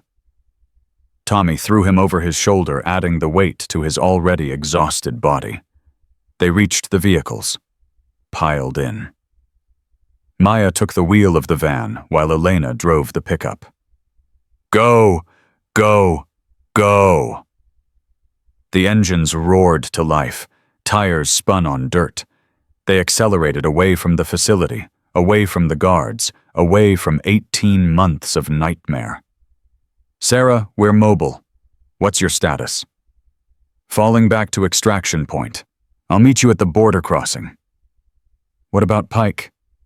He retreated into the main building. I couldn't get a clean shot. Sarah's voice held frustration. He's going to get away. No. Maya gripped the steering wheel. He's not. Maya, we have 6 prisoners who need immediate medical attention. We can't go back. I'm not suggesting we go back. Maya's mind raced through options. Hayes. Colonel Hayes has been monitoring. If Pike tries to leave that facility, she'll have assets in position to intercept. You trust Hayes that much? I trust that Hayes wants Pike almost as much as we do. Different reasons, same goal. They drove in silence for several minutes. The facility shrank in the rear-view mirror, its fires still burning its secrets, still hidden. Behind them, sirens began to wail, Mexican authorities responding to the chaos. We're going to have company, Elena's voice crackled over the radio. Law enforcement, probably military. This isn't exactly subtle. Hayes is handling it. She's got diplomatic channels working. And if she doesn't, then we deal with it. Maya checked on Derek in the rearview mirror. He was slumped against the wall of the van, eyes closed, breathing shallow but steady. How's everyone back there? Rachel's voice came from the cargo area. Stable for now, but we need a real hospital within the hour. Maybe less. Understood. The border was 40 minutes away. 40 minutes of Mexican roads, of potential checkpoints, of 100 things that could go wrong. Maya pushed the accelerator harder. 30 minutes from the border lights appeared behind them. Red and blue flashing. Military vehicles. We've got pursuit. Elena's voice was tight. At least 3 vehicles, gaining fast. Can we outrun them? Not with this cargo. Maya's hands tightened on the wheel. They'd come so far, sacrificed so much. They couldn't fail now. Not when freedom was so close.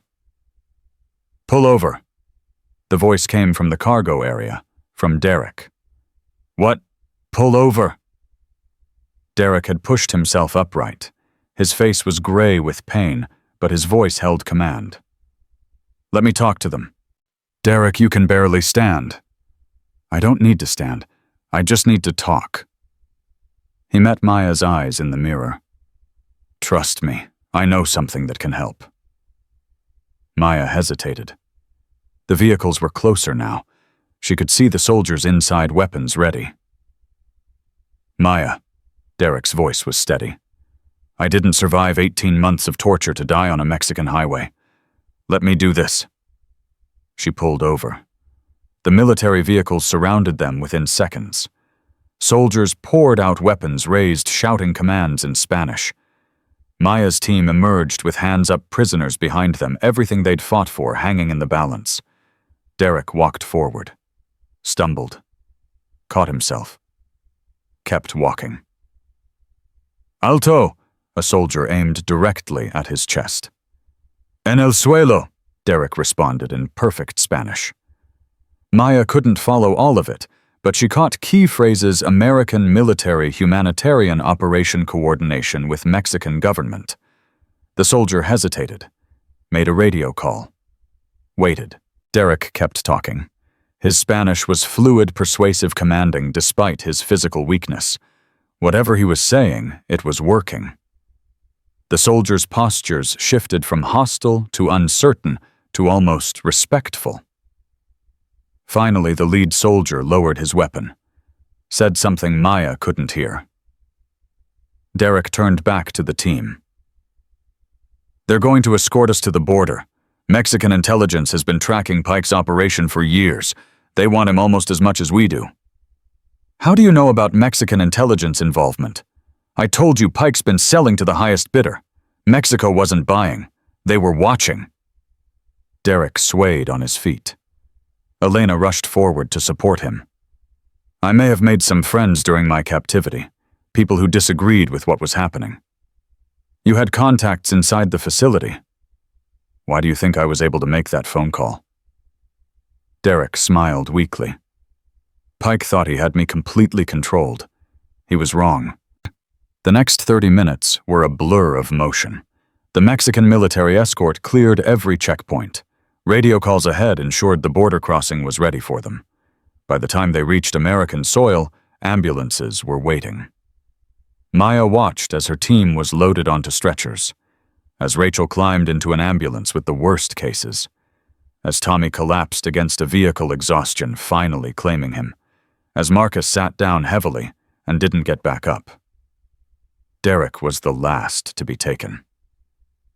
Before the paramedics strapped him down, he grabbed Maya's hand. Pike. His voice was urgent despite his weakness. He has files, everything he's done, everyone he's worked with, insurance. Where? Pentagon, his office, hidden safe behind the third bookshelf. Derek's grip tightened. Maya, those files can bring down his entire network. Every black site, every buyer, every traitor inside our government. I'll get them. It won't be easy. Pike has ally. Powerful one. They'll protect him. Let them try. Maya squeezed his hand. You rest. I'll handle the rest. Maya. Derek's eyes held tears. Elena. She waited for me. All this time. I know. Prague. I promised her Prague. You'll keep that promise. Maya smiled. But first you recover. That's an order. The paramedics loaded him into the ambulance. The doors closed.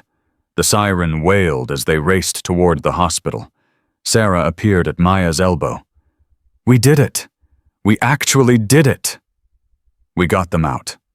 Maya watched the ambulance disappear. But we're not done. Pike, and whoever's protecting him. Colonel Hayes arrived an hour later, helicopter landing in a spray of dust and authority.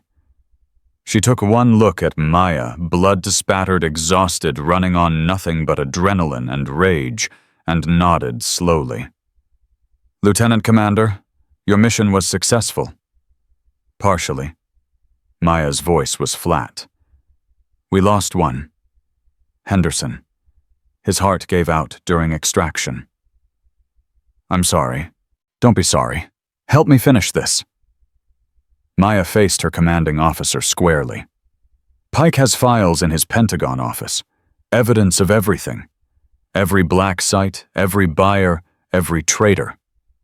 The Pentagon is outside my jurisdiction. Then find someone whose jurisdiction it is. Hayes was silent for a long moment. This goes higher than Pike, you know. A 3-star general doesn't run an operation like this without protection. There are people, powerful people, who will do anything to keep those files from coming to light. I don't care how powerful they are. You should. These are people who can make problems disappear. Problems like you. Problems like your entire team. They already tried to make us disappear. We came back. Maya stepped closer. Colonel, I've spent 18 months believing my team was dead. I've spent 4 months pretending to be something I'm not. I've watched good soldiers suffer and die because someone in our own government decided they were expendable. Her voice dropped. I am done being careful. I am done following channels. Either help me end this or get out of my way. Hayes studied her face. Whatever she saw there seemed to make a decision. There's someone you need to meet. Someone with the authority and the motivation to take Pike down. Hayes pulled out her phone. He's been building a case for years. Never had enough evidence. Never had witnesses willing to testify. Who is he? Senator William Drake, chairman of the Armed Services Committee. His son was one of Pike's victims. Hayes dialed. 3 years ago, his son disappeared on a classified mission. Body never recovered. Sound familiar? Maya felt the pieces clicking into place. Morrison. Michael Morrison. His mother is Gunnery Sergeant Patricia Morrison. His father is the second-ranking member of the United States Senate. Hayes raised the phone to her ear. Senator Drake has been waiting for someone like you for a very long time. The phone connected. Hayes spoke briefly, then handed it to Maya. Lieutenant Commander Chen. The voice on the other end was deep-controlled, tinged with something Maya recognized. The sound of a parent who had buried a child and never stopped hoping. I understand you have my son. Michael is alive, Senator. He's on his way to the hospital now. Severe condition, but the doctors are optimistic. Silence. Then a sound that might have been a sob quickly suppressed. And Pike, still at large. But I know where to find the evidence that will bring him down. I just need help getting to it. Tell me what you need. Access to the Pentagon, specifically Pike's office, and cover when I get there. You'll have it. Tomorrow morning. I'll have security clearances waiting. Senator Drake's voice hardened. Lieutenant Commander, my son has been gone for 3 years. 3 years of not knowing. 3 years of hoping against hope. You brought him back. I brought back 6 prisoners, sir. Henderson didn't make it. But Michael did. And for that you have whatever you need. Whatever resources, whatever authority, whatever protection I can provide. A pause. Bring Pike down, Lieutenant Commander. Burn his network to the ground. And when you're done, you tell me what else you need, because I'm just getting started. The call ended. Maya handed the phone back to Hayes. Tomorrow morning. Tomorrow morning. Hayes looked toward the east, where dawn was beginning to color the horizon. Get some rest, Lieutenant Commander. The next 24 hours are going to be the fight of your life. I've been fighting for 18 months. Maya watched the sunrise paint the sky in shades of gold and crimson. What's one more day? Behind her, she could hear her team, battered, broken, but alive. All of them alive. Except Henderson. Maya pulled out his dog tags, she'd taken them before they left his body, and read the inscription. Sergeant First Class William Henderson, beloved son, faithful soldier. I promise, she whispered. I promise I'll tell them what Pike did. I promise I won't let him win. The tags went around her neck, resting against her heart. Tomorrow she would storm the Pentagon. Tomorrow she would expose a conspiracy that reached the highest levels of American power. Tomorrow she would finish what she'd started. But tonight, she allowed herself one moment of peace. One moment to appreciate what they'd accomplished. One moment to honor the sacrifice of those who hadn't made it. Then, Maya Chen turned toward the vehicle, where her team waited and prepared for the final battle. The Pentagon was quieter than Maya expected. She walked through security checkpoints with credentials that Senator Drake had promised, each scan confirming an identity that shouldn't exist, clearances that had been created hours ago. The guards waved her through without question. The system trusted the system, and today the system was working in her favor. Colonel Hayes walked beside her. Pike's office is on the 4th floor, E-ring. He won't be there. He's still in Mexico trying to salvage what's left of his operation. His allies? Some are in custody already. Others are pretending they never heard of him. Hayes's voice carried contempt. Amazing how quickly loyalty evaporates when the ship starts sinking. And the ones who haven't abandoned him. They're watching, waiting to see which way this goes. Hayes stopped walking. Maya, once you access those files, there's no going back. You'll be making enemies in places that can hurt you for the rest of your life. I made those enemies 18 months ago. They just didn't know it yet. They reached Pike's office. The door was locked, secured with a biometric scanner that should have been impossible to bypass. Senator Drake's people disabled it remotely. Hayes pulled out a keycard. You have 15 minutes before someone notices the system glitch. Make them count. Maya entered alone. The office was exactly what she expected. Awards photographs, symbols of a career built on deception. Flags, medals, pictures of Pike shaking hands with presidents and generals, the trappings of a patriot hiding the soul of a traitor. The third bookshelf. Derek had said the third bookshelf. Maya moved quickly, examining the structure. Standard military furniture. Nothing unusual. She ran her fingers along the edges, searching for seams, for mechanisms, for anything that didn't belong. Her knuckles brushed something, a slight depression in the wood. She pressed. The bookshelf swung open. Behind it was a safe. Digital lock. Maya pulled out the device Marcus Webb had given her, the biometric spoofer that could fool military-grade security. She attached it to the scanner. 30 seconds. The device hummed. The lock clicked. Inside the safe were files. Dozens of them. Paper records. Pike was old school, didn't trust digital storage for his most damaging secrets. Maya grabbed everything, shoved it into her bag. Then she saw something else. A laptop. Separate from the Pentagon network. Pike's personal machine. She took that too. 11 minutes remaining. Maya turned to leave and stopped. A man stood in the doorway. Tall, distinguished, 3 stars on his shoulders. General Theodore Pike had come home. Lieutenant Commander Chen. Pike's voice was calm, almost pleasant. I've been waiting for this moment. Maya's hand moved toward her weapon. I wouldn't. Pike raised his own gun. We both know I'm faster. Age hasn't slowed my reflexes as much as you might hope. How did you get here? You were in Mexico. I have many resources, Lieutenant Commander. Private aircraft, loyal personnel, the ability to be where I'm least expected. Pike stepped into the office, closing the door behind him. You've caused me considerable trouble. My facility destroyed, my prisoners extracted, my network exposed. Your network of traitors. My network of pragmatists. Pike's smile was cold. You see evil where I see necessity. The world isn't as simple as your training taught you.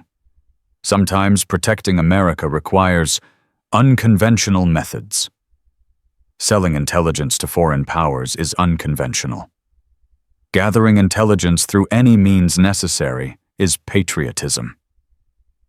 Pike moved closer, gun still raised.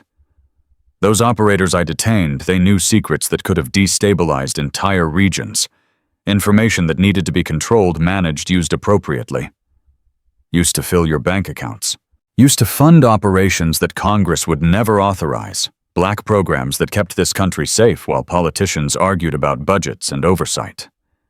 Pike's eyes hardened. You think I enjoyed what had to be done? You think I wanted to break men like Derek Santos? It was necessary. Everything I did was necessary. Henderson is dead because of you. Henderson was a casualty of war, unfortunate but unavoidable. Maya felt rage building in her chest. He was a soldier, an American soldier, and you tortured him for 18 months before his heart gave out. I gave him purpose. Pike's voice remained steady. His suffering served a greater cause. His information protected thousands of lives. His information made you rich. Something flickered in Pike's eyes. The first crack in his composure. You don't understand. His voice dropped. You can't understand. The threats facing this country, the enemies we fight, they don't play by rules. They don't respect Geneva Conventions. They don't care about human rights. He raised his chin. Someone has to be willing to get their hands dirty. Someone has to make the hard choices. And you appointed yourself judge, jury, and executioner. I appointed myself protector. Pike's finger tightened on the trigger. And now I'm going to protect my work by eliminating the last threat to everything I've built. Maya didn't flinch. You're going to shoot me here in the Pentagon. I'm going to shoot a rogue operator who broke into my office and attacked me. Self-defense. Very tragic. Pike smiled. My allies will ensure the investigation reaches the appropriate conclusions. Your allies are abandoning you as we speak. Some perhaps, but not all. There are people in this building, in this government, who understand what I've done, who appreciate it. His smile widened. You've created quite a mess, Lieutenant Commander, but messes can be cleaned up. Maya heard it before Pike did. Footsteps in the corridor. Multiple people moving with purpose. I don't think so. Maya's voice was steady. You see, General, while you were monologuing, I was broadcasting. Pike's face went pale. What? Maya touched her ear. The communication device she'd been wearing since she entered the building. Colonel Hayes is listening. So is Senator Drake. And so is every news network in the country. That's impossible. This office is shielded. Your office is shielded. The device I'm wearing penetrates military-grade jamming. Maya smiled grimly. A gift from an electronic warfare specialist who wanted to see justice done. The door burst open.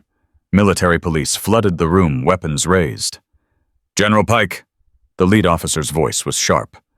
Put down your weapon. You're under arrest. Pike didn't move. His gun was still pointed at Maya. His eyes calculated odds, options, escape routes. You can't arrest me. His voice had lost its smoothness. I have clearances you can't imagine. Protections you can't override. Those protections ended 5 minutes ago. Senator Drake walked through the door, flanked by 2 men in suits, FBI, Maya guessed. Your assets have been frozen. Your allies have been identified. And your confession has been recorded by approximately 40 million viewers. Confession? Pike's voice cracked. I didn't confess to anything. You confessed to detaining American soldiers. You confessed to torture. You confessed to selling intelligence. Drake's voice was ice. You confessed to killing my son's spirit while keeping his body alive for your own purposes. Michael Morrison. Pike's face twisted. He's alive? No thanks to you. Drake stepped closer. 3 years, General. 3 years my family mourned. 3 years my wife cried herself to sleep. 3 years I served on committees, fought for military budgets, defended the institution while you were rotting it from the inside. I was protecting it. You were exploiting it. And now you're done. Pike's gun wavered. For a moment, Maya thought he might fire anyway, might choose death over disgrace. His finger trembled on the trigger. Then Colonel Hayes spoke from the doorway. General, there's someone here who wants to see you. Derek Santos walked into the room. He was still weak, still damaged, but he was standing, walking, alive. Pike's face went white. That's not possible. You were dying. Derek's voice was stronger than it had been in Mexico. I've been dying for 18 months. Every day you sent your people to break me. Every day I refused to give you what you wanted. He stopped directly in front of Pike. You know what kept me alive, General, knowing that someday someone would come. Someday you would face justice. Justice. Pike laughed bitterly. There is no justice in this world, only power. You're wrong. Derek's eyes held no anger, only certainty. Justice isn't about power. It's about truth. And the truth is, General, you're a coward. You tortured people who couldn't fight back. You sold out your own soldiers. You betrayed everything the uniform represents. Derek stepped back. And now everyone knows it. Pike's gun clattered to the floor. The military police moved in handcuffs, clicking around wrists that had signed orders condemning American soldiers to hell. "This isn't over." Pike's voice was ragged. "I have files, evidence. I can bring down half the Pentagon if I talk." "Then talk." Senator Drake's voice was cold. "Tell them everything. Every name, every operation, every dollar. Because I promise you, General, we're going to find them all anyway. The only question is whether you spend the rest of your life in a cell or face a firing squad." They led Pike away. His 3 stars seemed to dim as he passed through the door, as if the rank itself was abandoning him. Maya stood in the center of the ruined office, clutching files that would reshape American intelligence for decades. Derek was beside her. Haze behind her. The ghosts had risen, and the world would never be the same. The next 72 hours were chaos. Pike's files revealed a network spanning 3 continents, black sites in 7 countries, buyers from 12 foreign powers, 43 American officials complicit in various levels of the conspiracy. Arrests happened in waves. Generals, colonels, intelligence officers, defense contractors. Each one triggered new revelations, new names, new horrors. Maya testified before 3 separate congressional committees. She told them about Operation Blackwater, about Ghost Unit 7, about 18 months of believing her team was dead while they rotted in hidden prisons. The country watched. 40 million viewers became 100 million. The story dominated every network, every platform, every conversation. And through it all, Maya's team recovered.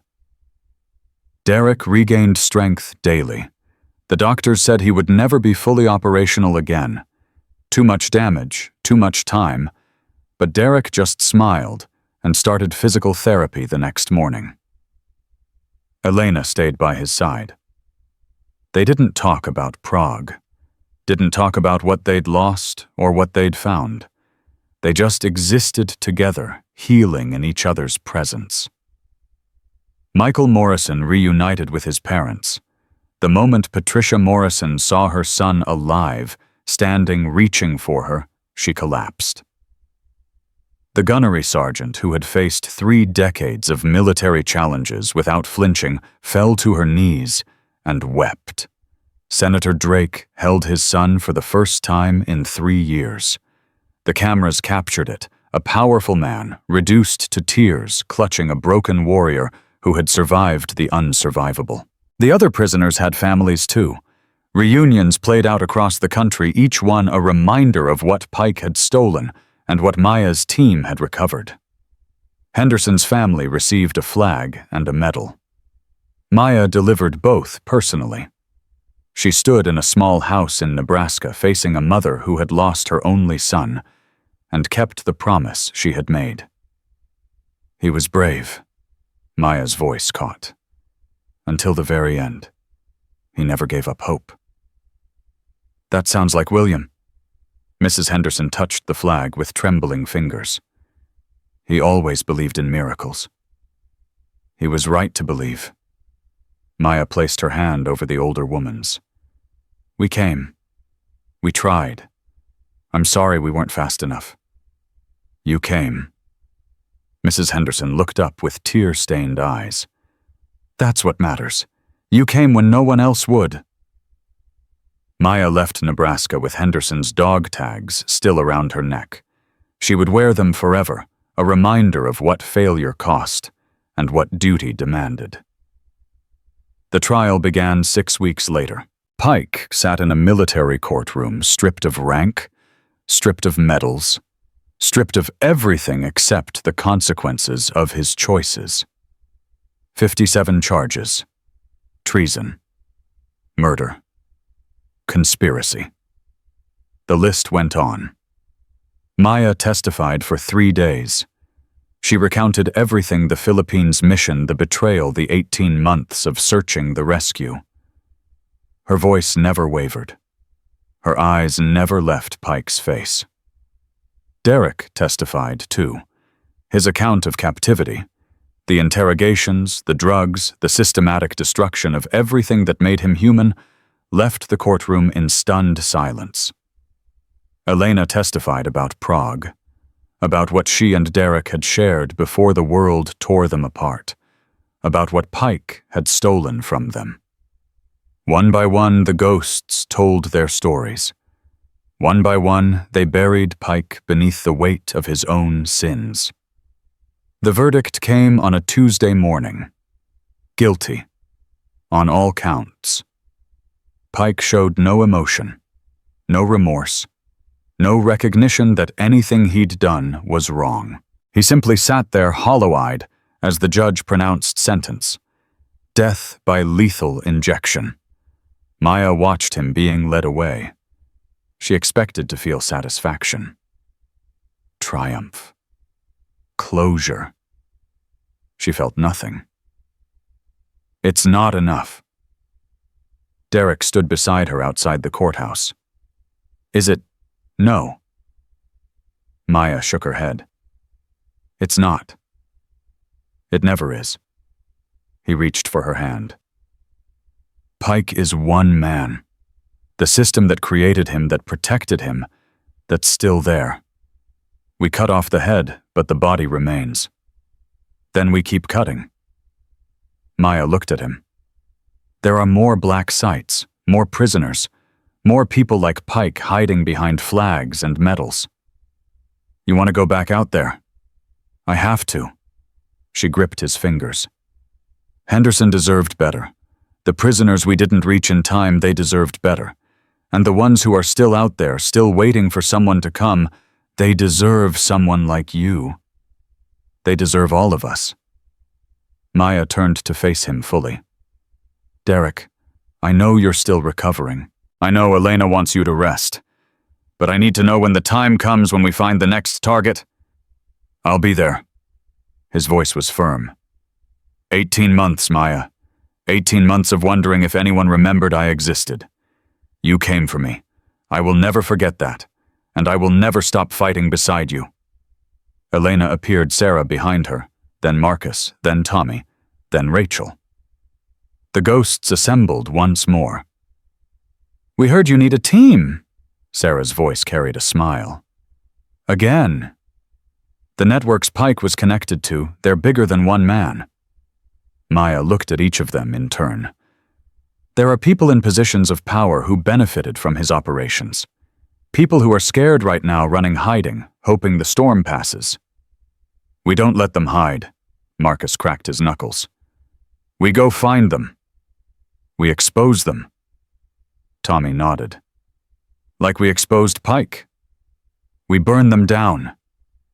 Elena's voice was ice. Every single one. Maya felt something she hadn't felt in years. Not since before Ghost Unit 7 was formed. Not since before the darkness swallowed her whole. Hope. There's something else. Rachel stepped forward. While you were testifying, I was talking to some of the recovered prisoners, comparing notes, tracking patterns. She pulled out a tablet. Pike's network, it wasn't just intelligence trading. It was recruitment. Recruitment for what? Something bigger, something Pike was building toward.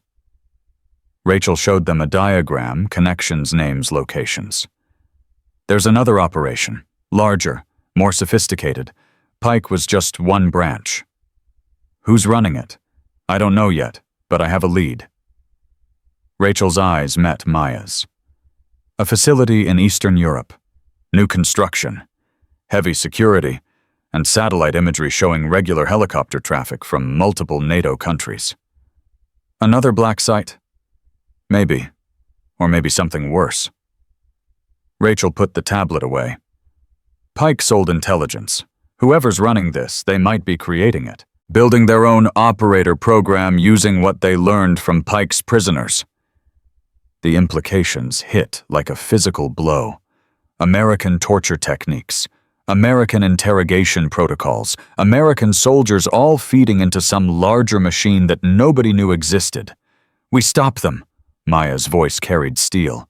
Whatever they're building, wherever they're operating, we find them and we shut them down. That could take years. Sarah's voice was practical. We're talking about resources beyond anything Pike had. International cooperation. Probably government involvement at the highest levels. Then we take years. Maya looked at the sky, clear blue free. Pike is gone. His network is crippled. We've proven that ghosts can rise, that justice can be served, that even the most powerful can be brought down. She lowered her gaze to her team. We're not stopping. Not until every black site is empty. Not until every prisoner is home. Not until every traitor faces consequences. The smallest wolves bite deepest. Derek's voice was soft. That's what I told you in training. Remember, I remember. You've proven it. You proved that size doesn't matter. Rank doesn't matter. Power doesn't matter. He squeezed her hand. What matters is will. And you have more will than anyone I've ever known. 1 month later, Maya stood before a congressional medal ceremony. Senator Drake pinned the Navy Cross to her chest, the same medal Pike had worn, now reclaimed for genuine heroism. Beside her stood Derek, Sarah, Marcus, Tommy, Elena, and Rachel. The ghosts honored publicly for the first time. Gunnery Sergeant Patricia Morrison watched from the front row, her son beside her. Michael would need years of rehabilitation, but he was alive. He was home. This medal represents sacrifice, Drake's voice carried across the audience. It represents courage in the face of impossible odds. It represents the refusal to abandon those who need us. He stepped back. Lieutenant Commander Maya Chen didn't just rescue prisoners. She exposed corruption at the highest levels of our military. She forced us to confront truths we didn't want to see. And she reminded us what honor actually looks like. Maya stepped to the microphone. They called me a kitchen girl. Her voice was steady, strong. They said I was nothing. They said I was weak. They said I didn't belong. She paused. They were wrong. She looked at her team. At Derek, who had survived the unsurvivable. At Elena, who had found what she'd lost. At the warriors who had risen from graves that should have held them forever. Strength isn't about size. It isn't about rank. It isn't about how much weight you can lift or how loud you can shout. Maya's voice rose. Strength is about standing up when standing is impossible. It's about fighting for others when fighting for yourself would be easier. It's about refusing to let evil win, even when evil has all the power and all the weapons and all the authority. She touched Henderson's dog tags through her uniform. We lost people along the way. Good people. Brave people. People who deserved to stand here today but can't. Her voice caught, steadied. We honor them by continuing their work. By protecting those who can't protect themselves. By being the ones who come when everyone else has given up. Maya looked at the cameras, at the millions watching. I was called useless. I was called nothing. I was told I didn't matter. She straightened to her full 5 feet 2 inches. But I mattered to Derek when he needed rescue. I mattered to Michael when his family needed hope. I mattered to every prisoner who spent months in darkness waiting for someone to remember they existed. She raised her chin. So let this be a lesson. Let it be a warning. To every person who thinks they can abuse power, betray trust, sacrifice others for their own gain, we're watching. We're waiting. And when you cross the line, when you hurt the people you're supposed to protect. Maya smiled. And it was the smile of a predator, a protector, a ghost, who had returned from the dead. We will find you. We will expose you. We will bring you down. Not because we're bigger or stronger or more powerful, but because we're willing to fight when others won't. Because we believe in justice when others have forgotten what it means. She stepped back from the microphone. The audience erupted. Standing ovation. Cheers that shook the walls. But Maya wasn't listening. She was looking at her team, at the family she had rebuilt from ashes, at the warriors who would follow her into any darkness. They had risen from the dead once. They would do it again, and again, and again, until every wrong was righted, until every prisoner was free, until every ghost found peace. Later that night, Maya stood on the rooftop of a Washington hotel, watching the city lights spread beneath her like scattered stars. Elena appeared beside her. The Eastern European lead. It's solid. We move in 3 weeks. Good. Rachel's coordinating medical support. Marcus is sourcing equipment. Sarah's already doing reconnaissance. Elena paused. Derek wants to come. He's not ready. He says he is. Maya sighed. I know. And I know I can't stop him. Just like I couldn't stop you from coming to Mexico. Just like I couldn't stop any of you from risking everything. That's what family does. Is that what we are? Family. Maya. Elena turned to face her. We died together. We rose together. We fought together. We saved each other. She placed a hand on Maya's shoulder. If that's not family, I don't know what is. Maya felt something warm bloom in her chest. Something she had thought she'd lost forever. 3 weeks, and she looked at this horizon where tomorrow was already beginning to lighten the sky. Then we go back to work. Together. Together. Elena left. Maya stayed watching the dawn approach.